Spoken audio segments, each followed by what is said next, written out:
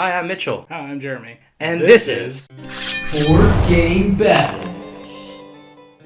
Our debate for this week is Best Stonemaier game. my champion is Scythe. And my champion is Wingspan. Yeah, we know the drill. Let's move it. Scythe is a 4X game for 1 to 7 players, obviously from Stonemaier Games. It is designed by Jamie Stegmaier himself. In it, players take on the role of various factions in an alternate history post-World War I society of Europa. In this alternate history, World War I was driven by the factory that provided mechs to the different countries. And now that the factory is defunct and the war is over, a new war is brewing wherein all these different factions are converging on the factory to take control of it. My first pro are in the various actions you can take in this game. Although all players have access to the same actions, the randomized player maps match up to 8 actions in different pairings that also come with varying costs and benefits. Optimizing your turns each game is the key to victory. One of the coolest actions, in my opinion, is the ability to move a cube from any top row action to any bottom row action. This essentially uncovers extra benefits on top row actions and lowers costs on bottom row actions. Another unique one is Enlist, which allows you to choose actions that will reward you whenever you or neighbors complete them. It presents a great conundrum. Do you prioritize the actions your neighbors haven't maxed out in order to maximize benefits? Or do you prioritize actions you know they're completing, but then have less opportunities to complete since each has that maximum? Every action is really about give and take. Build more workers, for example, and you'll get more resources, but at a higher cost. Yeah, randomized boards for me are a big no-no in my book. All players should have the same actions, right? And I get that you do have the same actions on these boards, but they're completely mixed up. So if I'm looking at my board and you're looking at your board, there's that initial, I have to learn my board before I can take my actions. But aren't you a big fan of root? I feel like you're saying asymmetry is bad, but I know you like things like root. I do like root. I don't like the teaching or learning of root's different factions. That is true. I will say this one thing. It is tough to teach Scythe whenever you know that the board in front of you does not match up with the other boards. I do like how the bottom actions are always in the same order. That helps a little bit. But yeah, it's almost like you have to say, all right, I'm on this action, all you new people. Find the one that has this symbol. So I get that. But it's the same case with any game that has any level of asymmetry. My next pro is the board. The game board is big, and it's got lots of nice Easter eggs, like Pac-Man and a Hobbit hole. However, the tunnels, which you treat as adjacent, as well as many other abilities that allow you to teleport around, allow you to traverse it easily. For example, mechs and characters can increase their speed, but workers can only utilize this benefit if they hop a ride on the mech. Plus, your unique character mini can do special things on certain locations, like choosing between 3 random benefits when ending movement on an encounter token, or choosing a new pair of actions when landing on the factory space. Yeah, so for me, the board is just a bit too busy for my liking. The lack of a player aid to kind of help me with some of the iconography that's on the board is also a bit of a pain. And then also having 3 different types of workers that you can use while moving around the board, because you have your mech, you have your player character, and you have your workers. And they all have different actions. And the way the game defines the difference between them is plastic pieces versus wooden pieces. So having one thing, kind of like the way viticulture does it, except the viticulture has way too many wooden pieces. But having a single unit type, unit style, and then having different types within that is perfectly fine to me. But defining different types based on the material that they're made of is kind of obnoxious. I don't think that's obnoxious. I feel like that is a tactile and a visual aid. You were just asking for a player aid. I feel like that makes it that much easier to distinguish between. I mean, if we were talking about, for example, Rising Sun, a game that I know you like a lot, the only difference between some of them is like, oh, well, this one's got like a colored circle on the bottom. Yeah. And also, you're saying the board is busy, but like you're a person that likes aesthetics, so I really thought that you could really dig that part of Scythe, that it's got all those nice little Easter eggs and things like that. I do. I typically make an argument against, the minimalist design on games, which I know that you're a fan of. You would rather the mechanics first and the aesthetics, follow that after, if they're there at all. But for me, the aesthetics have to be pleasing to the eye. If they're too aggressive and busy all over the board, it's hard for me to pay attention to the game as opposed to the aesthetics. I got you. Well, let's move on. My third pro are the mechs. Each faction has mechs that activate special powers. Not only does this create fun asymmetry to go along with each faction's special abilities, but each faction has unique mech minis that are really fascinating to look at. Yeah, so mechs are really cool. I don't really have a complaint here. The only thing that I wish that they would have done for such a big and sprawling game is make it so your actual little worker meeples can ride on the mech. The way that the game designs it is it says they move with them when they move, which is fine, but why not actually design the mechs in such a way where I can put my little worker meeples on it? But I mean, you have up to 8 workers. Do you think that there's a way to make it to where all 8 workers could potentially be on one little plastic mini? Well, I mean, it's a core mechanic of the game, being able to move workers with the mech. So, yeah, why not? Okay. I think that would be challenging, but to each his own. My fourth pro is the combat. See, that's where I was thinking combat. Combat's unique in this game. First of all, not all units contribute to combat. Those that don't, the workers, do still pull their weight by providing negative effects to the winning player. For scaring away the villagers, the victor loses popularity. Once combat is triggered, players may spend up to 7 power if they have it in 1 combat card per mech or character in battle. This easy to understand formula wherein each plastic piece may contribute a card allows for there to be no surprises. Be prepared, and you're guaranteed to win. Some die-hard wargamers may not like that concept, but Scythe at the end of the day is about much more than mere combat. Another unique mechanic is that no one ever technically has resources. They're stored on the game board itself and are available to anyone who occupies that space. Hoard up too many, and they may be alluring to other players who merely have to take control of that space in order to have them at their disposal. It's entirely possible and likely to end the entire game without a single battle happening. Yeah, so I don't really have an issue with the combat itself. The problem I have is with the components for combat. So you give me 200 stars in all different colors, wooden colors, for each player, but you only give me 2 combat spinners. Now, I get that combat typically only exists between 2 different warring factions. Not typically. It can only be between 2 people. Well, and again, that's not realistic in real life, right? Because you wouldn't have combat existing between 2 factions unless there are only 2 factions. If there's a third faction on that square, they should all 3 be able to participate in the battle. And whoever has the highest, a la Blood Rage, is the winner in that battle.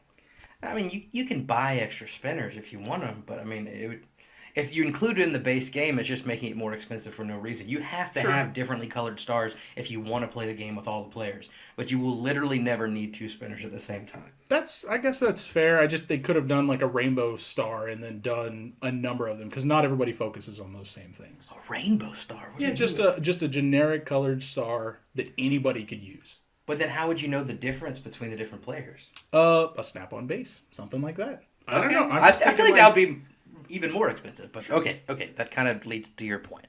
All right, my next pro is the end game in Scythe. The game ends once one player has accomplished 6 achievements, but there are more than 6. This gives you lots of options and allows you to control the game length, but it doesn't necessarily mean that you win. The main scoring mechanism is based on a multiplier. Whichever popularity tier you're in determines how many points your achievements, territories, and resources are worth. It allows for lots of strategic decision making. Do I focus on increasing my multiplier or the variables that are multiplied? Or do I focus both and end up with a more middling score in each? Yeah, so I don't really have an issue with the end game itself. I have an issue with how quickly the end game approaches. So having those randomized player boards, you spend your first turn or two kind of learning how that works. And by the time you've learned those, you don't really have enough time to build that engine effectively if you haven't played the game a whole lot, right? And in doing so, you only really focus on 1, maybe 2 in-game scoring goals, as opposed to spreading yourself over a bunch of different ones so that you're not falling behind on any of them. Yeah, so 2 things. First of all, it is an engine builder, so it makes sense that the beginning of the game is going to be less efficient, and if you're doing it well, it's going to ramp up, and things are going to start happening more quickly. That's the nature of the game. Secondly, what you're saying about taking the first couple turns to learn your board, I can see how with a less experienced player, and that's no slight against you, I've played Scythe more than you have, that's the case. However, with more people who have played more, there are pretty much an opening set of moves that you pretty much almost always follow based on your pairing, just like you would like in a chess game. And that's why there are certain faction and economy board combinations that have been banned because they just mesh too well together. But from our differing perspectives, I could see how what I see as a benefit could be a negative for you. That's enough about Scythe for now. Why don't you tell us a little bit about Wingspan? Yeah. So Wingspan is a 1 to 5 player engine building game by Elizabeth Hargreave. In this game, you're going to use a combination of bird cards, of which there are over 340, food tokens, special traits, which are called bird powers, that allow you to do additional things like additional actions, gain VP at the end of rounds or at the end of the game, or even add additional birds to the board without having to spend additional food tokens. It's a competitive game played over 4 rounds, each of which has its own end of round scoring goal, so you're kind of trying to hit those while also hitting your personal end of game goals. So you're going to have, by the end of the game, a colorful menagerie of birds working in harmony with each other to crown a single player the bird champion.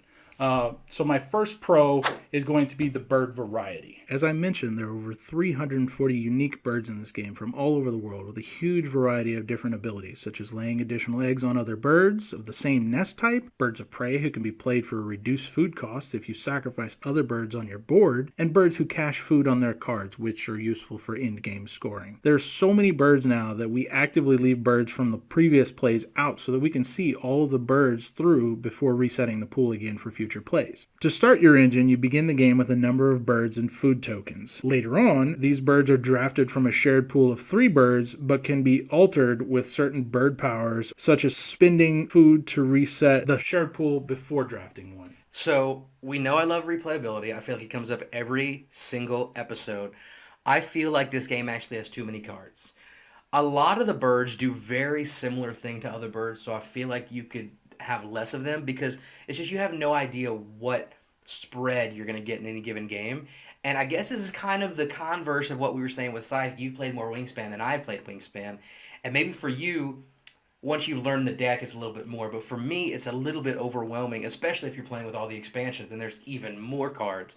So this is not a slight against Stonemaier for having a lot of variety. That's great. It's just something that I like a little bit less because I feel like you know a little bit more of what you're getting into whenever you get to Scythe. There are less variables, in my opinion.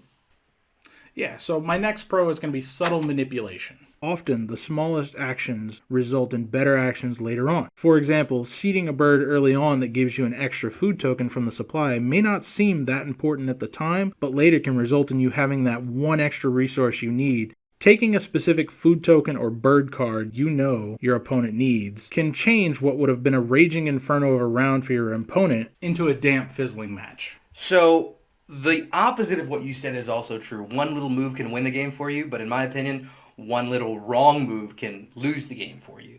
I have no problem with games that require tactics and strategy, but I don't know, this one just doesn't quite click for me of how to plan for that long game and get the engine built really well. That's not necessarily something against the game, it's just my personal preference it's against. That's all. Yeah. So my next pro is going to be colorful components or aesthetics. You know I love me some incredibly well-themed components in games. Wingspan does not disappoint in this category by giving you lovely pastel-colored eggs that make every game feel like a fresh springtime Easter basket. You can see the beautifully colored plumage on display here as birds are often wont to do. All of Wingspan's birds are on full display with art from Beth Sobel, Ana Maria Martinez Jaramillo, and Natalie Rojas. Every single component in this game is linen finish, and I'd never want to sleeve This game because of it. I say this all the time, mechanics over theme all day long. Just because it's colorful and pretty doesn't make it a good game. It doesn't mean that this isn't a good game. I'm just saying I don't think that's a valid pro. Okay. Well, my next pro is going to be expansions. The base game offers a solid experience, but my interest became more involved when we added the Oceania expansion to the game, which introduced nectar that functions as a wild resource while not being discarded as the other food tokens are. They're instead stored on the action row. At the end of the game, whomever has the most nectar in one of those rows will take an additional 5 points, making it part of the existing game to create a new, interesting combo. Additionally, the European expansion adds a lot of new birds of prey, some that have simple mechanics like draw a card from the draw deck if its wingspan is less than X. Tuck it underneath this bird. Each tucked card is worth 1 additional point. To more interesting mechanics, allowing for some minor take that mechanics. I love expansions. However, most of these expansions are just more of the same, more cards. I know there's the Nectar part of the expansion where it's a wild resource that you get extra Veeps for if you have the most in each biome, and like it goes away at the end of the round. That's a little bit of a mechanic change, but not huge. I prefer my expansions to introduce new game-changing mechanics, and that doesn't do it as much for me. Okay, that's fair. Okay, so there's enough negativity. Let's wrap this up by talking about what we like about each other's games. Here's the thing. I am a huge Stonemaier fanboy. That is why I wanted to do this video. So Wingspan, I do think is a good game. I just like Scythe better than. With Wingspan, I have to agree, even though I made fun of the whole theme and aesthetics thing, what shines for Wingspan are its aesthetics. The cute, colorful little eggs and the Dice Tower bird feeder. I really do like the fact that the expansions focus on different parts of the world. Even though at the end of the day, It's a game about bird watching, which in my opinion is not a pastime I'm into. It really shows the beauty of that in the game for people who maybe haven't done that or looked into that in real life. What about Scythe? Tell me something good about Scythe. Try to get both. Yeah, so Scythe is a big sprawling game that will cover most of the table when all expansions are in play. I haven't played with all expansions, but I can tell just based off of the contents of those box. So there's so many options that you're not limited to one play style. I often find myself minding my own business in my corner of the map, just working on whatever scoring track that I want to work on. And I really like that you can play however you would like and don't necessarily have to be in direct competition for against other people. There you go. I do want to say very quickly, if you hear some meows, I just got a new kitten 2 days ago, and he doesn't like being alone, and he's trying to get in here, so sorry. But anyway, we're done. It's now in your hands, so please continue the discussion in the comments, and then vote in the official ballot. If you want your vote counted, make sure you click on the link. And next week, Jeremy will be back, and we'll award the Golden Meeple to the People's Choice winner. Thanks for watching. I'm Mitchell. And I'm Jeremy. And this is Board Game Battles.